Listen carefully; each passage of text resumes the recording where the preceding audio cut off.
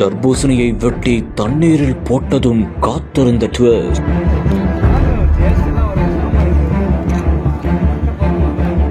வெள்ளை டிஷ்யூவை எடுத்து வைத்து சோதித்து பார்த்த அதிகாரிகள்.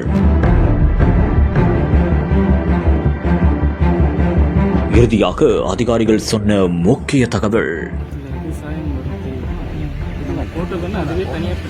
தமிழகத்தில் தர்பூசணி பழங்களில் ரசாயனத்தை ஊசிகள் மூலம் செலுத்துவதாக சமூக வலைதளங்களில் தகவல் ஒன்று வெளியானது. இதையடுத்து உணவு பாதுகாப்புத்துறை அதிகாரி சென்னையில் ரசாயனம் கலக்கப்படவில்லை என்றும் உறுதியும் செய்தார். இந்நிலையில் தருமபுரி மாவட்டத்தில் உள்ள பழக்கடைகள், மொத்த விற்பனை குடோன்களில் அதிகாரிகள் சோதனை செய்தனர். அப்போது பாசரப்பட்டி பகுதியில் உள்ள தர்பூசணி வயல்களில் தோட்டக்கலைத்துறை மற்றும் உணவு பாதுகாப்புத்துறையைச் சேர்ந்த தோட்டக்கலைத்துறை உதவி இயக்குநர் உள்ளிட்ட அதிகாரிகள் அங்கு சோதனை செய்து பார்த்தனர். அப்போது தர்பூசணி பழங்களை வெட்டி அவர்கள் தண்ணீரில் போட்டு சோதித்து பார்த்தனர். மேலும் டிஷ்யூ பேப்பரை வைத்து எடுத்து அவர்கள் சோதனை செய்தும் பார்த்துள்ளனர். இறுதியாக அதில் எந்த ஒரு ரசாயனமும் கலக்கப்படவில்லை என்றும் அவர் உறுதியாக தெரிவித்திருந்தார். Satyabama Institute of Science and Technology admissions open.